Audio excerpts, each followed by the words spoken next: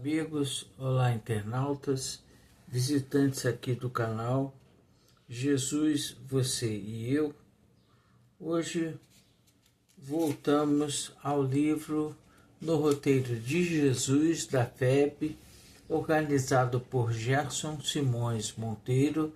Estamos na terceira parte, no finalzinho. Fatos vivenciados pelo Cristo no final de sua vida na Terra. Hoje vamos ler e comentar a mensagem 41, o discípulo ambicioso. Quando Judas, obcecado pela ambição, procurou avistar-se com Caifás no sinédrio, trazia a cabeça incendiada de sonhos fantásticos. Amava o mestre, pensava, presunçoso. Entretanto, competia-lhe cuidar dos interesses dele. A vaidade absorvia-o. A paixão pelas riquezas transitórias empolgava-lhe o espírito. Despreocupado das necessidades próprias, intentava resolver os problemas do Senhor perante as forças políticas do tempo.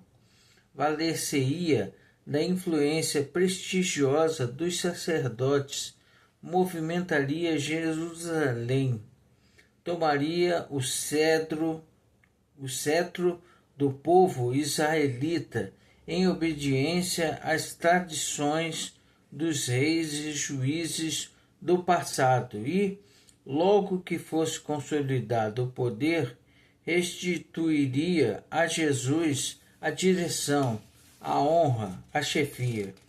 O mestre ensinava a concórdia, a tolerância, a paciência, a esperança, mas como efetuar as reformas necessárias através de simples atitudes idealistas.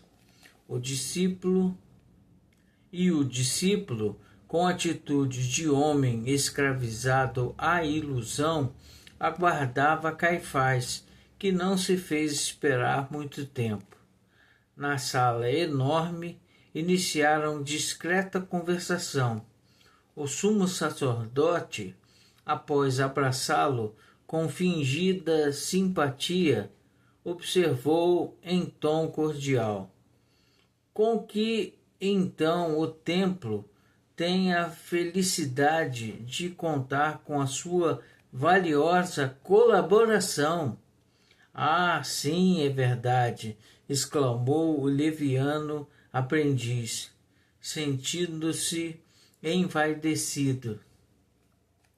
Caifás, consciente da própria importância na administração de Jerusalém, voltou a dizer: precisávamos de alguém com bastante coragem para salvar o Messias Nazareno. Ah, sim, disse Judas, contente, compreendo a situação. De fato, prosseguiu o chefe do templo, necessitamos de um rei que nos restaure a liberdade política e a boa hora. Os galileus nos oferecem tal oportunidade. Aliás, tenho muito tempo em tratar com a sua pessoa, homem providencial na realização, que não perde tempo com palavras ociosas. Tentei abordar indiretamente outros homens daqueles que acompanham o Nazareno, porém, todos eles, ao que me pareceu, são esquivos e indecisos. Creia, no entanto, e elevou muito o diapasão da voz, impressionando o interlocutor pela segurança verbal. Creia, porém, que o seu gesto, anuindo aos nossos propósitos, apressará a vitória do Messias, conferindo elevados títulos aos seus companheiros. Terão eles destacada posição de domínio e sentir-se-ão na assembleia mais alta do povo escolhido. É também de libertação e, certo, Jesus é o Rei que Jeová nos envia. Judas não cabia em si mesmo tal o contentamento que lhe tomava o coração. Preocupado, no entanto, com a situação do profeta, a quem tanto devia, perguntou humilde: E o mestre? Dissimulou Caifás os sentimentos sinistros que lhe vagavam na alma e respondeu em voz quase doce: compreenderá certamente a necessidade das medidas aparentemente rigorosas. O mestre, por exemplo, segundo o plano estabelecido, será preso por uma questão de segurança pessoal. Será detido, a fim de que se coloque a salvo de qualquer incidente desagradável, enquanto nos valeremos da grande aglomeração de patriotas na cidade para proclamar a nossa independência. Liquidada a vitória inicial com a submissão das autoridades romanas, coroaremos o Messias, que ostentará o centro do poder. O discípulo exultava, conhecedor antigo dos efeitos da lisonja nos corações indisciplinados e invigilantes.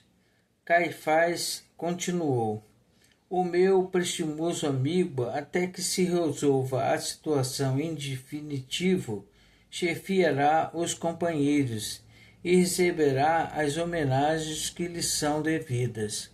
Tomará o lugar do Messias provisoriamente e ditará ordens até que ele próprio, com a garantia desejável, possa assumir o poder. Satisfeitíssimo, o visitante indagou: o que devo fazer inicialmente? O sacerdote perspicaz respondeu com naturalidade: não temos tempo a perder. Formaremos a documentação necessária. Como devo fazer? Perguntou ainda o aprendiz enganado. Chamarei as testemunhas, esclareceu o sumo sacerdote, e perante nós responderá afirmativamente a todas as interrogações que lhe forem dirigidas. Não precisará informar-se quanto a particularidade alguma. Bastará responder sim a todas as perguntas formuladas. Posso dispor de sua lealdade? Judas não hesitou. Estava decidido a seguir as instruções de modo incondicional. Mais alguns minutos e organizou-se pequena assembleia, com juízes e testemunhas. 2 escribas perfilaram-se para fixar as declarações. Formada a reunião, o sumo sacerdote chamou o denunciante e iniciou o interrogatório. É discípulo de Jesus, o Nazareno? Confiante, Judas respondeu: sim. Vem fazer declarações ao Sinédrio como judeu convicto da santidade da lei? Sim. Afirma que o Messias Nazareno pretende ser o rei de Israel? Sim. Assegura que ele promete a revolução contra o poder de César e a autoridade de Antipas? Sim. É verdade que ele odeia os romanos? Sim. deseja de fato aproveitar a Páscoa para começar a rebelião? Sim. Declarará a emancipação política de Israel imediatamente? Sim. Promete lutar contra quaisquer obstáculos para derrubar as combinações políticas existentes entre Roma e a província no sentido de coroar-se rei? Sim. De posse das declarações comprometedoras, Caifás interrompeu o inquérito, mandou que Judas esperasse na antessala e iniciou providências junto de romanos e judeus para que Jesus fosse preso imediatamente como agitador político e explorador da confiança pública. Em breves horas, um grupo de soldados postava-se nas vizinhanças do templo, à espera da ordem final. E Caifás, compensando Judas com algum dinheiro, fez-lhe sentir a necessidade de sua orientação na prisão inicial do Messias, assegurando que em breve tempo se cumpririam a redenção de Israel. Assegurando que em breve tempo se cumpriria a redenção de Israel. O discípulo invigilante foi à frente de todos e encaminhou a triste ocorrência. E, quando os fatos marcharam noutro rumo, debalde o Iscariote procurou avistar-se com as autoridades tão pródigas em promessas de poderes fascinantes, findo o processo de humilhações, encarceramento, martírio e condenação de Jesus, o aprendiz infiel conseguiu encontrar o sumo sacerdote e alguns intérpretes da lei antiga em animada conversação no sinédrio. Em lágrimas, Judas rogou que fosse interrompida a tragédia angustiosa da cruz e, sentindo-se tarde, embora que fora vítima da própria ambição, devolveu as moedas de prata, exclamando de joelhos. Essa é a imagem que eu tentei buscar aí, meus irmãos. Socorrei-me, cometi um crime, traindo sangue inocente. A vaidade perdeu-me, tende compaixão de mim. Os interpelados, porém, como velhos representantes da ironia humana, responderam simplesmente: que nos importa? Isso é contigo. Mensagem extraída do livro Lázaro Redivivo, capítulo 48. Meus irmãos, esta é a última mensagem da terceira fase do livro. Na próxima leitura já estaremos na quarta parte, Jesus agindo após a sua volta ao mundo espiritual. O que aconteceu com Judas foi plenamente entendido por Jesus, que o amava. Jesus, depois que se libertou daquele corpo totalmente massacrado por todos nós, humanos, colocamos Jesus na cruz, Jesus foi ter com Judas, que havia se matado, né, meus irmãos?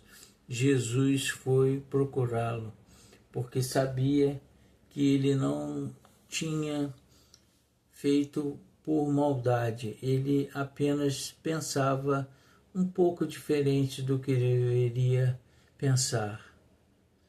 Vamos prestar muita atenção e muitas vezes nos perguntar se o que estamos desejando é realmente o que Jesus quer de nós, para não cometermos o mesmo erro. Tá bom, meus irmãos? Vamos em frente.